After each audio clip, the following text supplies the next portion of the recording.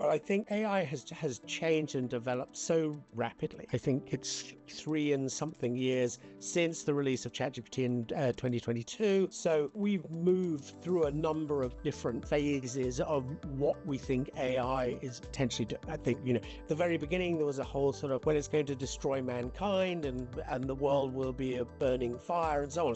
And I think we're past all of those sort of concerns. We've kind of calmed down in that respect. But we're still, in terms of the benefits, I think that we have not yet really understood what the possibilities are. I think people are still looking at that little box and thinking, oh, it's some version of Google. So they're writing some version of Google searches into that box. They're getting more sophisticated about it. When you talk to the most sophisticated student users of generative AI tools, they're incredibly sophisticated. They're using this model to do this thing. They're using different models for different things, but they are very much the cutting edge. And we should assume that most students will be sort of in the middle of that bell curve.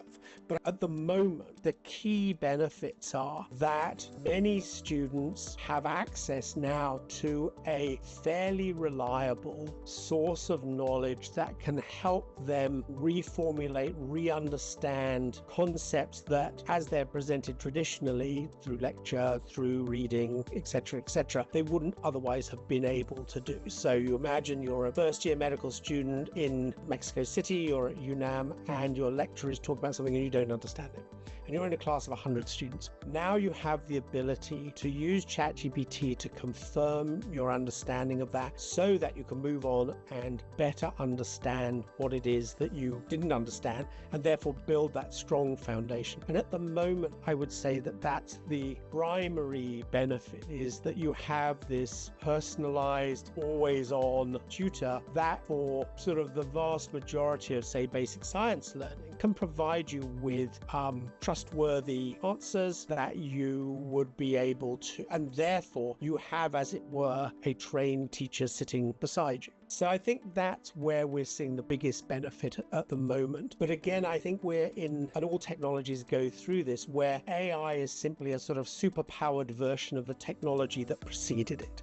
I don't think we've fully come to understand a sort of an AI-centric way of using the tool to do a variety of things. And as we look into the future and we think more about sort of agentic AI, using different AI tools for different pieces of problem solving, as it were, I think we'll find more sophisticated uses where students will be able to, with sort of a set of AI agents, be able to design a more personal curriculum. Show me an animation of this, then quiz me, then do this.